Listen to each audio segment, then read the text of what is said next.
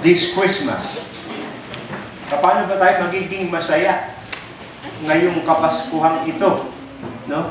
Kung tutuusin, sa English, sa Luke chapter 2 verse 10, sabi ng angel, "Behold, I bring you good tidings of great joy."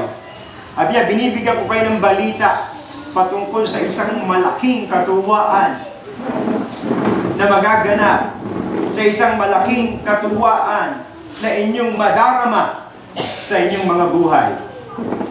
But sad to say, sa panahon natin ngayon, with all the extravagance of Christmas, with all the kung ano-anong palamuti, kung ano-anong mga pakulo, kung ano-anong mga pauso na ginawa ng mga tao sa Pasko, sa halip na maging masaya maraming mga tao, lalo pang nagiging malungkot. Lalo pang nakakaramdam ng takot. Lalo pang nababalisa. Yung iba nga, hindi na mapagkatulog. Bakit? Ang daming inaanak, 50. Oo. At pagkatapos, kahit mga 40 anyos na, namamasko pa sa kanya. Isipin nyo yun. Ba, talagang kating sasapit ang Pasko, talagang torture na torture yung isip. No? Maraming nagiging dahilan ng kawalan ng katuwaan sa buhay ng tao. No? Kaya tuloy yung iba, natutukso at napupunta sa ibang mga bagay para lang magkaroon ng katuwaan. Pero sana naman mga kapatid, wag na tayong makigaya sa mga tao sa sanglibutan na kung saan, yun na nga, dahil sa mga ginawang kung ano-anong palamuti sa pagdiriwang ng Kapaskuhan, naging nakakatakot ng magdiwang ng Pasko. Naging talagang parang hindi ka na magiging masaya sa Pasko. Kasi dapat kailangan may handa ka eh. Di ba? Kasi dapat bago damit mo. Kasi dapat may regalo ka na ibibigay. Kita nyo, kaya hindi ganun kadali. Hindi ganun kadali. At kung ikaw naman ay isang may-ari ng isang negosyo, abay talagang obligado kang magbigay ng bonus. Masaya yung mga trabahador mo, ikaw malungkot. Kasi konti lang naman yung kinita ninyo nung taon na to, biglang napunta pa sa mga pabonus. Kasi, so kaya talagang lalong magiging mabigat, lalong magiging malungkot ang Kapaskuhan pagka ganyan. Dagdagan ka pa kaya ng mga anak, ng mga pasaway. No? Na, bilhin mo ako bagong sapatos. Bilhin mo ako laruan, bilhin mo ako damit. Gusto ko nito ganon. Pasyal tayo sa Enchanted Kingdom. Hindi, no? Kami nga sa perya lang, hindi pa makapunta eh. Enchanted Kingdom ka pa. Kaya hindi kami makapunta, ayaw namin eh. Pero sino gusto pumunta sa perya? Wala. Baka mamaya, seryoso. O kami na lang yung ating ring. Ayaw nyo. Mamaya, seryosohin ko yung mamayang gabi. Baka sabi, Pastor, sama kami. Okay, so sinasabi ko ng mga kapatid, bilang mga mananampalataya, kung merong dapat mas nakakaalam ng Bible, dapat tayo. Amen? Amen. Dapat kayo yun, at ako. May nabasa ba kayo sa Bible na ganyan ipagdiriwang ang Pasko? Ha? Wala naman, di ba? So kaya kita niyo mga kapatid, ito yung nagiging problema. Yun na nga, nagde-develop ng traditions na parang bagang nakaukit na, nakamarka na, nakatatak na. Pero ang tanong, tama ba? May basihan ba sa Biblia? See? It's about time for us na ituwid, itama yung mga kaisipan natin at maituwid at matama yung mga ginagawa natin. At magkaroon tayo ng tamang kaalaman sa Bible, sa salita ng Diyos. Kasi dito tayo mapapalaya sa maraming mga maling katuruan. Dito tayo mapapalaya sa maraming mga practices na nagpapahirap sa maraming mga tao. Kaya nga ngayon, sa ating pag-aaral na ito, hindi naman nagkamali yung Bible eh. Sabi ng mga anghel, "Behold, I bring you good tidings of great joy, which shall be to all people." Talagang dakilang katuwaan yung balitang dala-dala ng mga anghel at para sa lahat ito ng tao. Kaya hindi dapat na may malungkot sa pag-alaala ng pagparito ng ating Panginoon. Tingnan mo nga yung katabi mo kung busingot yung mukha. Sabi ko, huwag kang malungkot. Inaalala natin ang pagsilang ng Panginoon. Teka muna. Kung napilitin, ganyan talaga yung mukha niya. Pinipilit pa eh. Meron talagang ganon. Kahit gawin mo, parang nilamukos na 100 piso yung mukha. Kaya tuloy, salip ng Rizal, nagiging mukhang Aguinaldo. Hindi ba itsura ni Aguinaldo? So sinasabi ko lang mga kapatid, yun nga dapat maging totoo yung sinasabi ng salita ng Diyos sa buhay natin. At kung may susundin at gagawin tayo, dapat yung sinasabi ng salita ng Panginoon. So this time, I will teach you how you can be joyful on Christmas season. Now, tuturuan ko kayo kung paano tayo magiging masaya ngayong Kapaskuhang ito. At dito, let us consider what the shepherd did. Consider natin yung ginawa ng mga pastol ng mga tupa. Because they were the first who experienced and celebrated Christmas. And after being with Jesus, umuwi sila ng napakasaya. Ang saya-saya nila lahat.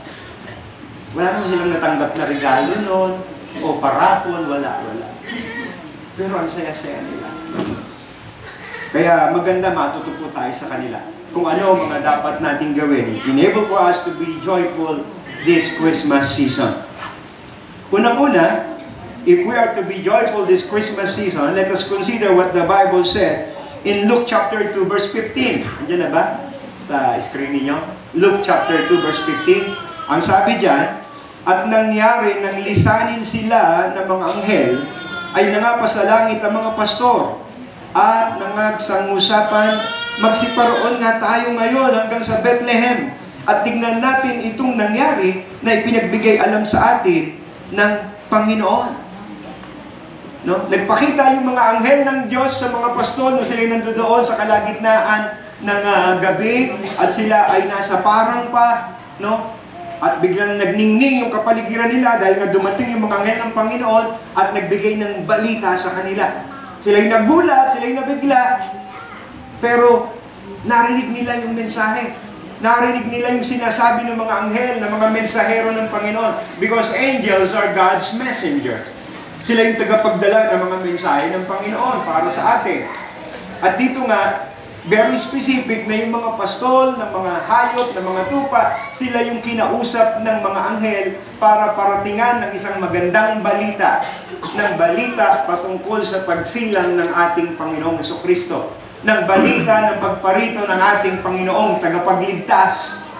Ipinarating ito ng mga anghel sa kanila. At ang maganda rito, alam nyo, dito sa mga pastol na ito, kaya sila naging masaya.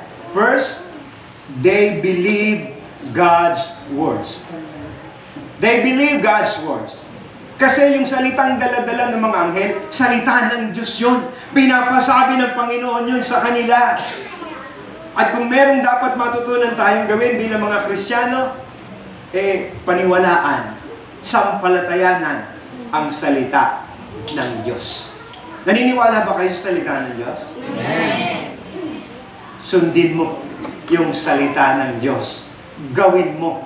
Kasi yan ang magiging patunay na talagang naniniwala ka o sumasampalataya ka sa salita ng Panginoon. We must believe God's words because God's words are true. Yung salita ng Diyos, totoo. Ito ang katotohanan na dapat nating mapakinggan. Ito ang mga katotohanan na dapat nating malaman. Ito ang mga katotohanan na dapat nating pahalagahan sa buhay natin.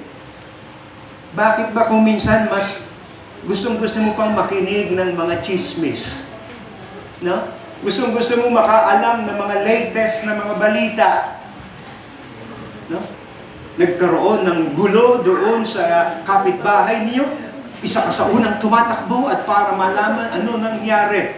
Hindi para tumulong, kundi para sumagap ng balita at talagang may marites sa ibang mga kapwa niya marites. Meron nga doon sa palabas ni Vice Ganda, no? Mga nangangalakal yata ng mga basura yung mga guest niya doon. Ano oras kayo nagsisimula magmarites? Sabi niya, 3:00 po ng madaling araw.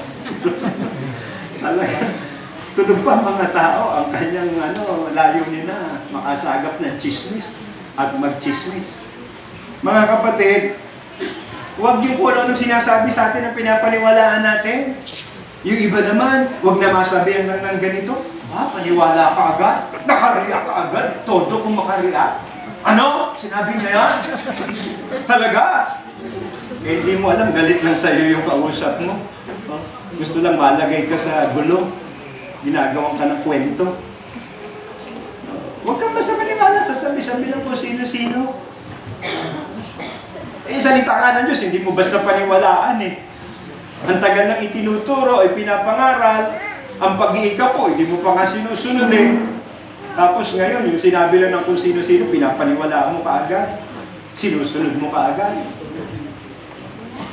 So kayo mga kapatid, if we are to be joyful, kung tayo magiging masaya ngayong Kapaskuhang ito, dapat matutunan nating kagaya ng mga Paskon, natutunan nilang paniwalaan, sampalatayanan ang salita ng Diyos. Because God's words are true. Secondly, God's words are not only true, but it is sure. Sigurado po ang salita ng Diyos. Pwede mong ilaban ang putulan ng daliri. O kung ikaw nga ay makati ang dila, pwede mong ilaban ang putulan ng dila. Para hindi ka na makapanismis, makapanira ng buhay ng may buhay. No? Kasi sigurado yung salita ng Diyos. Pag sinabi ng Diyos, asahan mo, mangyayari, matutupad, magkakaroon ng kaganapan. Kaya kita nyo yung mga Bible prophecies, lahat sila nangyari. At yung iba, mangyayari pa lang. Actually, itong kapanganakan ng Panginoong Hesus, it took almost 740 years to 150 years para magkaroon ng katuparan ng i-prophesy ng mga propeta, ni Prophet Isaiah, no?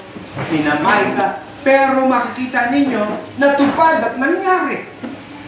Ang Panginoong Hesus ay sinilang, He was born of a virgin, ipinanganak siya sa Bethlehem of Judea, na tulad ng sinasabi ng mga propeta. At siya isang lalaki, hindi babae. Hindi siya Shem. Alam niyo yung Shem? Hindi siya ganun. Siya ay talagang lalaki. So tugma ayon sa sinabi ng mga salita ng mga propeta na nasulat sa banal na kasulatan. Kaya mga kapatid, talagang pag salita ng Diyos pinaniwalaan mo, sigurado ka. Sabi nga ng isang advertisement sa TV, you're in good hands. No? Not with Metrobank, but with the Bible, with the Word of God. Because God's words are sure. Totoo ito. Walang bulahan sa Bible. Sa loto may bulahan. Pero sa Bible, wala. Talagang totoo yung sinasabi niya. Accurate yung sinasabi niya. Eksakto. Mangyayari, magaganap, matutupad. Sabi nga, yung mga bagay-bagay sa mundo lilipas, pero daw yung salita ng Diyos kailanman ay hindi lilipas. We are to believe God's words because not only that God's words are true and sure, but also because God's words are powerful. Napakamakapangyarihan ng salita ng Diyos. Naalala nyo, sabi ko nung Friday, kung hindi sinabi ng Panginoong Hesus yung pangalang Lazaro, lahat ng mga patay noon, mabubuhay nung sabihin niya, come forth. That's how powerful the Word of God is. Nang sabihin ng Diyos, magkaroon ng langit, nagkaroon ng langit. Magkaroon ng mga bituin, nagkaroon ng mga bituin. Magkaroon ng dagat, ng lupa, ng mga ibon, ng mga hayop, ng mga halaman. Lahat naganap at nangyari. Sinabi lang ng Panginoon. That's how powerful God is. Kaya kita niyo mga kapatid, Kaya kung meron kang paniniwalaan, it should be the Word of God. No? Yung sinasabi na kung sino lang tao, at kahit pa makapangyarihang tao yan, kahit pa mataas ang posisyon ng tao yan, minsan hindi mo mapangahawakan eh. Minsan hindi ka sigurado eh. No? Pero ang salita ng Diyos, sigurado, totoo, at makapangyarihan. It is very, very powerful. Na kung gugustuhin naman talaga ng Diyos, isang sabi niya lang sa mga anghel niya, nung nakapako Panginoong Yesus, lipol lahat ng tao sa mundo nung time na yun. Kaya lang may layunin siya. Kaya kita niyo mga kapatid, ito ang isang kadahilanan. Kasi nung tumungo nga doon sa sabsaban, yung mga pastol ng tupa at mga hayop, talagang alinsunod doon sa sinabi ng mga anghel, yun nga yung nakita nila, yun nga yung nadatnan nila. Nandoon ang Panginoong Yesus, nasanggol pa. No? At sila yung talagang nakakita ng itsura ng Panginoon nung baby pa talaga siya, nung nakabalot pa siya sa lampin. Sabi, in swaddling clothes. Kasi yung mga wise men, almost 2 years na yun, nung dumating yung mga wise men doon. Pero yung mga shepherds, right there and then, halos kapapanganak pa lang ng Panginoong Yesus, nag-appear na yung angel sa kanila at nakita nila doon pa mismo sa pasabsaban na kung saan isinilang ang ating Panginoon. Kaya nung malaman nila, totoo nga talaga yung sinasabi ng mga anghel. No, andun nga talaga ang Mesiyas, andun nga talaga ang tagapagligtas, andun talaga ang Panginoon. Abay talagang ang saya-saya nila. Ikaw ba yung makatanggap ng balita, tapos hindi fake news? Di ba? Abay, di ba ang saya-saya mo? Ikaw ba yung makarinig sa isang tao na magsasabi sa iyo ng totoo na ang ganda mo? Di ba? Ang saya-saya mo? Yari, totoo nga eh. Hindi ka binobola. Sa bagay, yung iba, kahit hindi totoo, masaya na eh. Nasabihan lang na maganda eh. No? So, yung masabihan ka ng totoo, na talaga, nanalo ka sa isang promo ng aming kumpanya, nanalo ka ng 100,000 pesos. Wow! Diba? Saya-saya mo. Kaya kita niyo mga kapatid, yung salita ng Diyos totoo. So that's why if we are to receive the Word of God, which is true, which is sure, which is powerful, then you need to be joyful. Amen? Amen. Dapat masaya ka. Bakit ba ang daming Kristiyano parang patay yung Diyos? Ang daming Kristiyano parang walang Diyos. Parang walang salita ng Diyos na tinatanggap at naririnig linggo-linggo na buhay at totoo at makapangyarihan. So we are to be joyful when we believe God's words. Ito po yung ginawa nila, kaya naging masaya sila. They believe God's words. At dahil nga naniwala sila, sinunod nila yung sinabi ng mga anghel, bilang patunay ng pananampalataya at paniniwala, yung pagsunod. Kaya yung mga hindi sumusunod, at sabi naniniwala sa salita ng Diyos, hindi totoo yun. Nananampalataya daw, tapos hindi naman nagtatides. Hindi totoo yun. Nagbibigay nga, pero hindi naman sakto sa ikapo niya. Hindi totoo yun. Oo. Kasi yung totoong sumusunod, at totoong nananampalataya susunod, at tama at eksakto yung pagsunod. Ganun yung mga kapatid. At every time na kapag tayo natutong sumunod sa salita ng Diyos, paniwalaan ng salita ng Diyos, may kaakibat na katuwaan sa puso natin. Kasi mapapatunayan natin yung katotohanan ng salita ng Diyos. Mapapatutuhanan natin yung mga sinasabi ng Panginoon. Kayo na mga sumunod sa Panginoon. Di ba ganon? Naranasan nyo? Oo nga no, talagang hindi nga kami pinagkukulang ng Diyos kasi nag-iika po kami. Totoo nga ganito nga ginagawa ng Diyos sa buhay namin, nagiging magaang kasi nagtitiwala kami sa Kanya at inuuna namin Siya. Di ba? Nakikita ko yung pagpupuno ng Diyos sa mga pangangailangan namin. Dati-dati, nagtatrabaho kami. No, halos ginagawa namin araw yung gabi, at yung gabi ginagawa namin araw. At yung hapon, ginagawa namin tanghali. Binabaligtad lahat eh. Pero wala pa rin mangyari. Hirap na hirap pa rin kami. Puro pa rin kami utang. Utang dito, utang doon. Utang dito, utang doon. Pasensya na kayo kung kayo yung nautangan. Kasi walang bayaran eh. Baka hindi Kristiyano, kaya hindi marunong magbayad. Kasi hindi naman natin sinasabi totally na kasalanan ang mangutang, pero pinaiiwasan natin hanggat maaari dahil hindi nagiging mabuting habit at hindi rin nagiging maganda outcome at resulta sa buhay natin. Diba? Ngayon kung talagang gipit lang at kailangan manghiram, siguraduhin mong bayaran mo. Magbayad ka. Ganun lang dapat. So, kaya kita niyo mga kapatid, we are to believe God's words if you want to be happy. Ang totoo, kung pinapaniwalaan niyo yung salita ng Diyos ngayon, dapat masaya kayo ngayon. Pastor, paano po yung mga inaanak ko? Ipanalangin mo. Bakit? Mas mahal pa ba dyan sa 50 pesos, sa 100 piso ibibigay mo? Walang kapantay yung panalangin may bibigay mo dyan sa bata na yan. So, kasi nga tayo lang, sabi ko nga, nagpapahirap at nagpapagrabe sa sitwasyon ng ating kapaskuhan. Secondly, ano pa matututunan natin dito sa mga shepherds? Luke chapter 2 verse 17 o Lucas kapitulo 2 talatang 17. Ang sabi dito, at nang makita nila yaon, ay inihayag nila ang mga sinabi sa kanila tungkol sa sanggol na ito. Yung palang pakikipag-usap ng mga anghel dito sa mga shepherds, hindi lang binanggit sa kanila na sinilang si Kristo at nandoon siya sa sabsaban. May mga bagay pang sinabi yung mga anghel sa kanila. Pansinin niyo yung sabi ng talata. No? At nang makita nila yaon, ay inihayag nila ang mga sinabi sa kanila tungkol sa sanggol na ito. May mga bagay na sinabi ang mga anghel ng Panginoon sa mga pastor ng mga hayop ng time na yon patungkol sa Panginoong Hesus.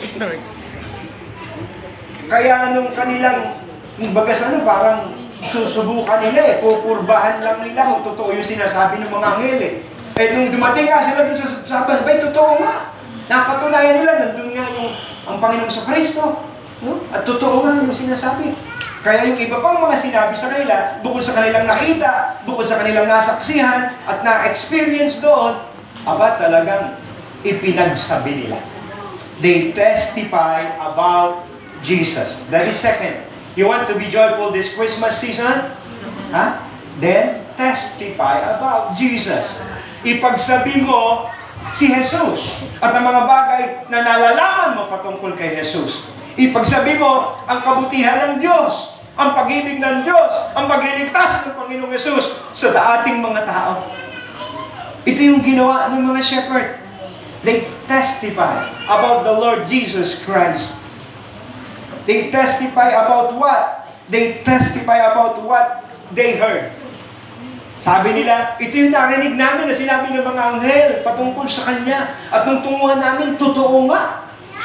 Kaya dapat lang na tunguhan natin siya, sambahin natin siya. So mga kapatid, ganun din. No?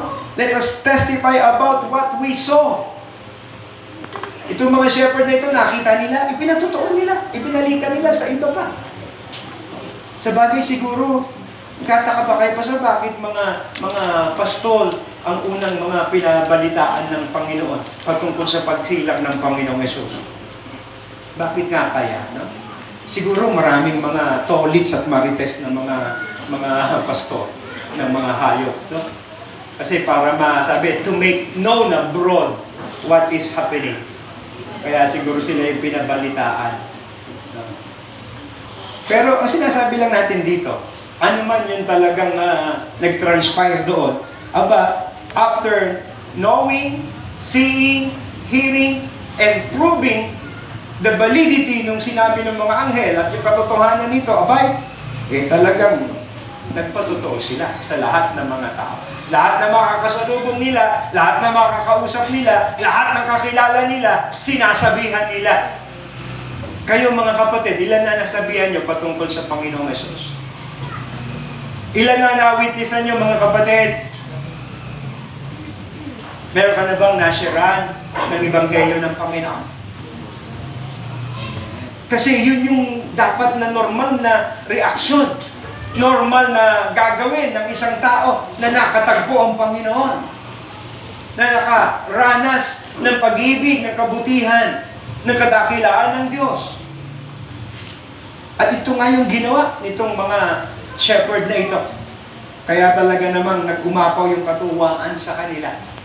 Kasi alam niyo mga kapatid, kapag tayo nakapagbabahagi ng salita ng Diyos, pag tayo nakakapagpatotoo sa mga tao, at yung taong yun talagang tumanggap sa Panginoong Hesus, at nabago yung buhay, yung palang time na tumanggap siya sa Panginoon, matapos mong sharean, hindi mo maipaliwanag yung katuwaan sa puso mo. Hindi mo maipaliwanag bakit ang saya-saya mo. No? Kasi mayroong isang kaluluwang nagsisi ng kasalanan at tumanggap sa Panginoon. At alam niyo ba, hindi lang kayo nagiging masaya. Sabi ng Bible, there is joy in the presence of the angel of God. Sa isang kaluluwang nagsisisi tumatanggap sa Panginoon. Hindi lang ikaw magiging masaya na kapag bibigay ka pa ng saya sa kalangitan. Nagiging masaya ang mga anghel ng Diyos. Nagiging masaya ang ating Diyos kasi naipapatotoo natin ang magandang balita ng pagparito ng Panginoon para iligtas tayong mga tao. Magandang balita ito. Kaya lang, minsan mas gusto pa natin kwento yung mga napanood natin sa TV kaysa sa balita ng pagliligtas ng Panginoon, pagparito ng Panginoon, ng kabutihan ng Diyos, ng kapangyarihan ng Diyos, ng ginagawa ng Diyos sa buhay niyo. Ipatotoo natin mga kapatid. Sabi, we are God's witnesses. Acts 1:8, diba? And you shall be witnesses unto me. Sabi ng salita ng Panginoon. So maging mga witness niya tayo. Let us testify about the goodness of God. No, ipatotoo natin yung kabutihan ng Diyos. Yung mga bagay na nararanasan natin, na ginagawa niya sa buhay natin. Ipatotoo natin ito. Huwag tayong manahimik. Pakikalabit mo yung katabi mo, tahimik na. Gising ka pa ba? Pagtulog na, kalabitin mo, kaya tahimik. Hindi na nga nag-witness, nagte-testify, pati sa service. Tahimik to talaga. Bagay, pasalamat na kayo, hindi naghihilik. Mahirap naman yan pag naghihilik, no? Paistorbo tayo. At saka mas matindi, kung nagpapalipad pa ng sapos, ng lawa, yung ganyan. Baka kayo pa yung madapuan ng sapos. Hindi problema niyo pa yun. Kaya pakigising nyo. Pakigising. So ano sinasabi natin dito? If you want to be joyful this Christmas season, then testify about Jesus. Ito yung ginawa ng mga pastor. Pangatlo at panghuli, Luke chapter 2 verse 20. Lucas kapitulo 2 talatang 20. Ganito ang sabi. At nangagbalik ang mga pastor na niluluwalhati at pinupuri ang Diyos dahil sa lahat ng mga bagay na kanilang nakarinig at nakakita ayon sa sinabi sa kanila. No? Bumalik sila na talaga namang sabi, sila ay niluluwalhati at pinupuri ang Diyos. They are glorifying and praising God.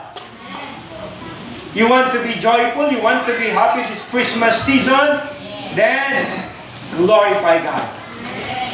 Praise God. No? Papurihan mo siya, luwalhatiin mo siya.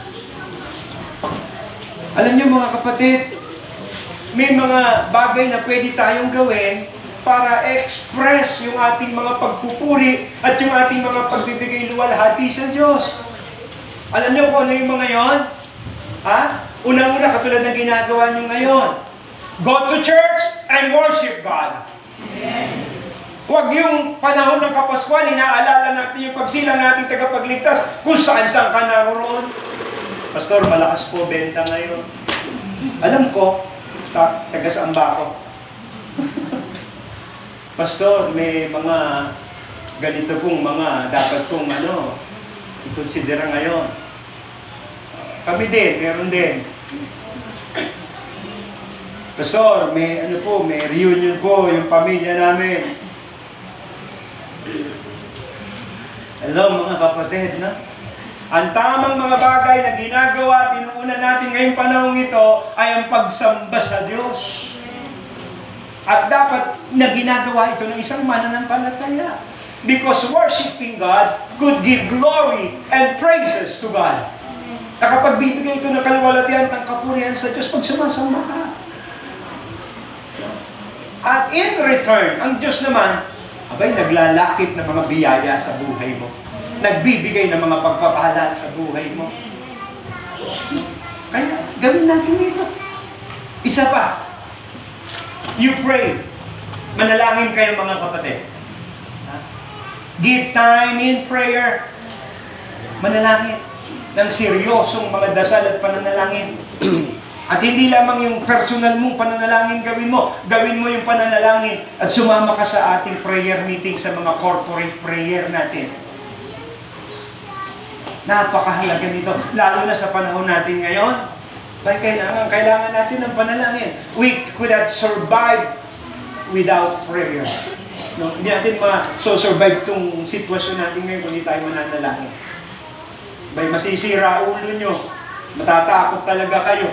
Malulungkot talaga kayo ng gusto pagka hindi nyo sinamahan ng pananalangin ang inyong buhay. So, hindi lang kailangan na tayo ay sumasamba, nanalangin, kailangan din talaga basahin mo yung Bible mo. Read your Bible. Magbasa ng Biblia. Young people, nagbabasa ba kayo ng Bible? Ba't mahina? Parang galito. Silence means yes. Hindi kayo nagbabasa. So, dapat natin purihin at luwalhatiin ng Diyos. Hindi lang sa pagkanta sa Kanya, naluluwalhati at napapapurihan ng Diyos, kundi sa ating pagbabasa ng Kanyang salita. So, start reading the Bible. Start reading the Word of God. Kung nandito sa cellphone nyo, you read the Word of God. Kung may Bible kayo sa bahay, basahin ninyo. Kasi andyan yung mga katotohanan, andyan yung mga dapat nating malaman, andyan yung mga instruction ng Diyos sa atin. Meron ng isang acronym na ginawa sa salitang Bible. Ang ganda nakalimutan ko lang. Kaya parang may sinasabi siya na yung Word of God ay God's instruction before living itong mundong ito. Gano'n. So, kumbaga sa manual natin yung Bible paano mo ma-operate, magpapunction ng mga ayos na tama yung buhay mo. It is the Word of God. Kailangan natin yan.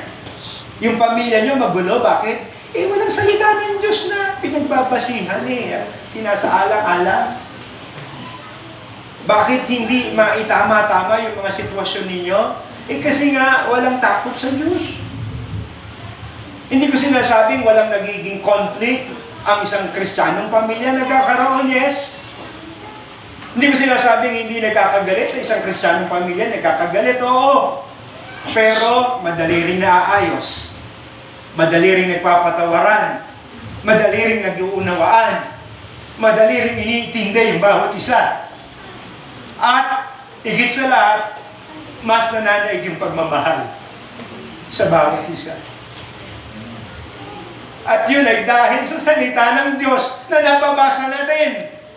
Kaya mga kapatid, you read your Bible. Magbasa ng Biblia. Napakahalaga nito. Ang daming bagay na matututunan natin, na maitutuwid, maitatama yung buhay natin if we are reading the Word of God. Sabi nga, glorify and praise God for what? Kung tutusin, parang hindi natugman tanungin pa na kung para saan mo luluwalhatin at pupurihin ng Diyos. But for the sake of answering this question, may I suggest that we are to glorify and praise God for His grace. Dahil sa Kanyang biyaya. Luwalhatiin mo, purihin mo, pasalamatan mo ang Diyos dahil may biyaya siya sa iyo. At yung biyaya na doon, kalakip noon, yung kaligtasan. Dahil kung hindi sa biyaya ng Diyos, hindi tayo maliligtas. Sabi ng Bible, for by grace are ye saved through faith, and that is not of your works, lest any man should boast. Kaya salamat sa Panginoon. Luwalhatiin natin, purihin natin siya at may biyaya ang Diyos.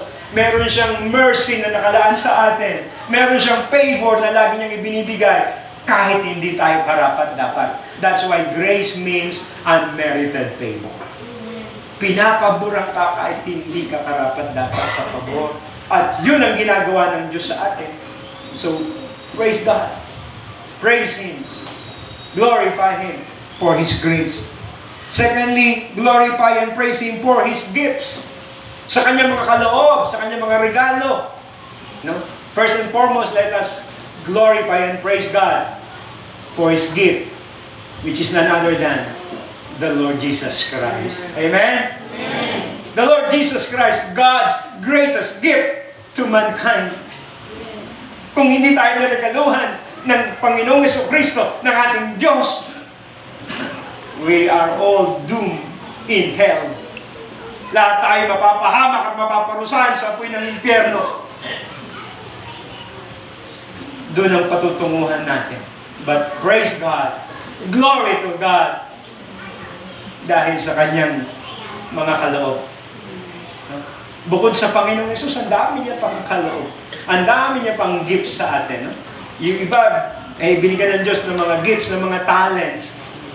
No? May mga talento. At iba pa yung mga gifts na dinidispense ng Panginoon. No? Napakarami. Yung iba talagang mga material na bagay yung binibigay ng Diyos. Iba, pinansyal. Iba, kalakasan, kalusugan.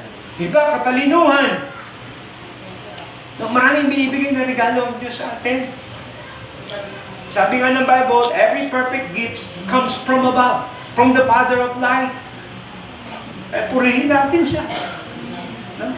Kung matino ka ngayon, magpuri ka at magpasalamat ka sa Panginoon. Kahit wala kang pera ngayon, pasalamat ka sa Panginoon. Dahil buhay ka. No? At dahil buhay ka, may chance ka pang magkapera. Pagpatay ka na, wala nang chance sa'yo.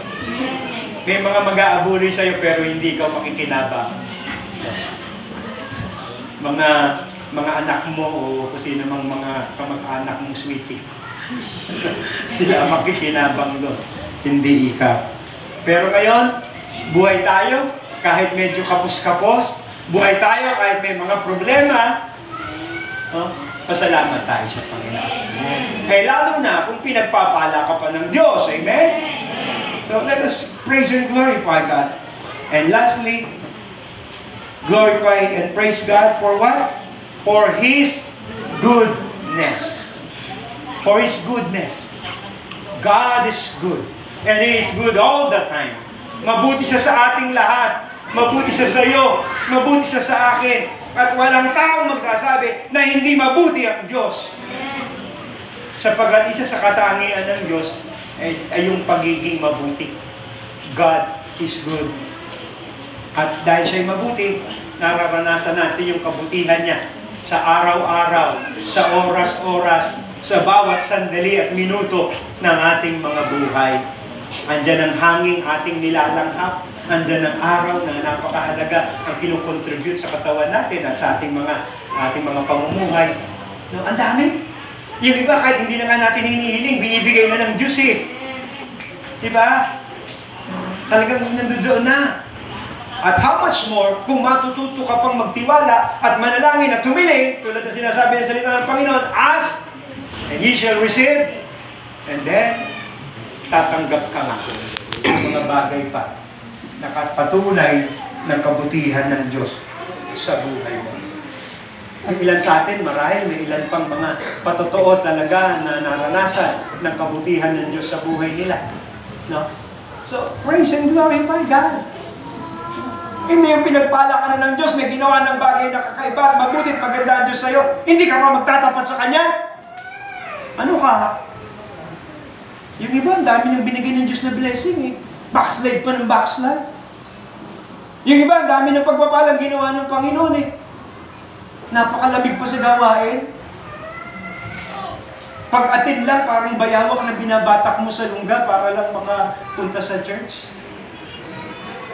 Pag Kristiyano ka, hindi ka nagigisingin para sumamba. Amen? Dapat nasa isip mo na, linggo ngayon, sasamba ko sa Panginoon, gigising ka. Alam niyo ba kung mga kapatid, pagkalinggo, kaya mag-alarm o hindi yung aking cellphone, nagigising na akong puso. Madaling araw pa lang, gabi pa lang, nakatuna ako sa pagsamba sa Panginoon, nananalangin, humingi ng mensahe, humingi ng biyaya, humingi ng lakas, humingi ng katalinuhan, nagpupuri, nagpapasalamat sa Panginoon. Mga kapatid, ganun. No? Yung iba yata, gusto pa talagang mas matindi pa mangyari sa buhay para lang magtapat ulit sa Diyos Para lang maglingkod sa Panginoon Mga kapatid, habang malakas tayo, habang kumpleto katawan natin, habang wala tayong sakit, paglingkuran na natin ang Panginoon. Let us praise and glorify Him. At gawin nating manifestation ng pagpupuri at pagbibigay luwalhati sa Diyos ang pagiging available ng mga katawan natin ito sa paglilingkod sa Kanya, sa pagpupuri sa Kanya. As we close, sa pagtatapos natin mga kapatid, para magkaroon tayo ng talagang katuwaan ngayong Christmas season na ito, focus on Jesus, not to yourself. Narinig niyo ako mga kapatid? Focus on Jesus and not to yourself. Kasi nangyayari, kaya nagiging malungkot, si Kristo yung may birthday.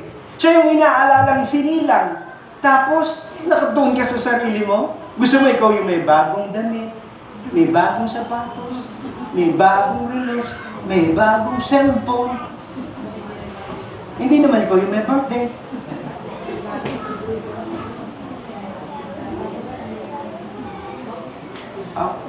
Bagay, totoo. Wala talaga akong bagong suot ngayon. Ito, bigay niyo na Kuya Joram sa akin.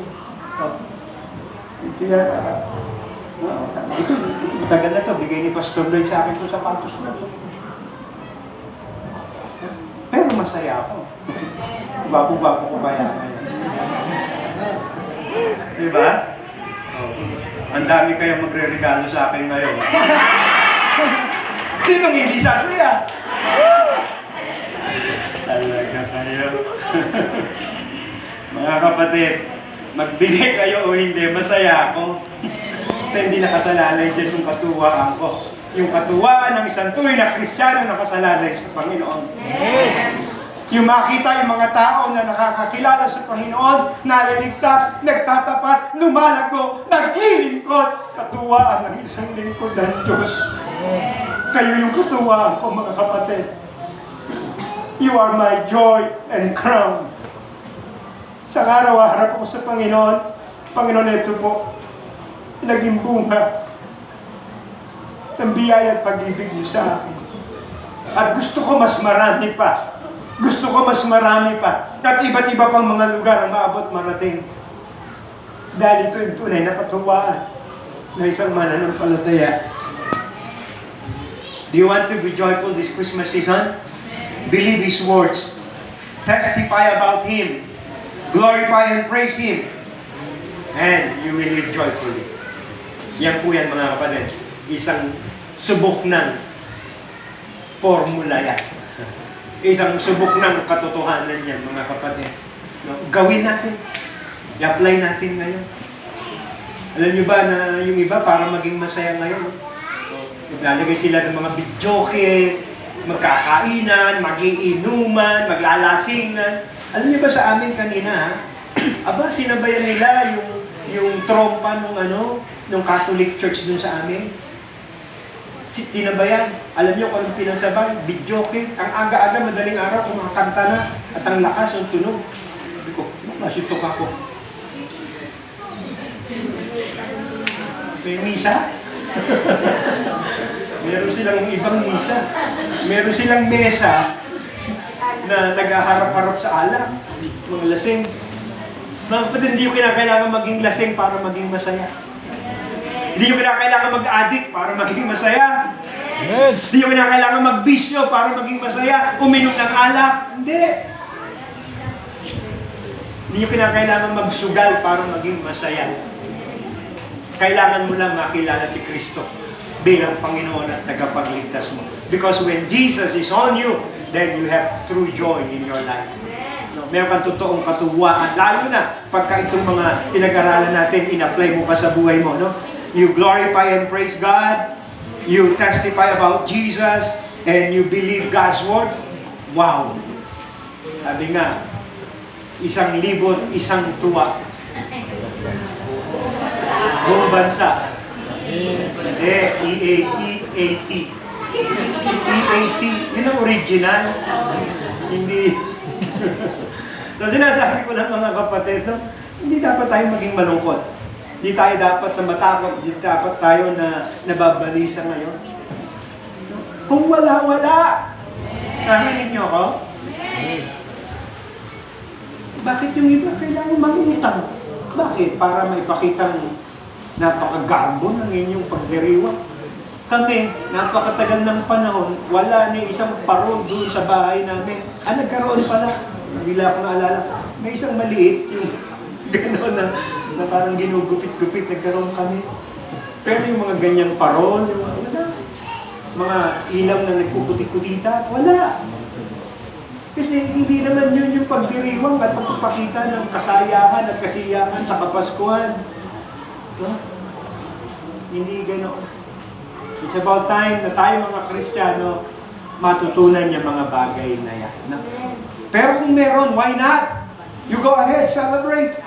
Sapagkat karapat dapat namang ipagdiwang ang dakilang araw na inaalala natin na sumilang ang ating Panginoong tagapagligtas. Amen? Karapat dapat naman. Katulad ngayon, we will celebrate Jesus.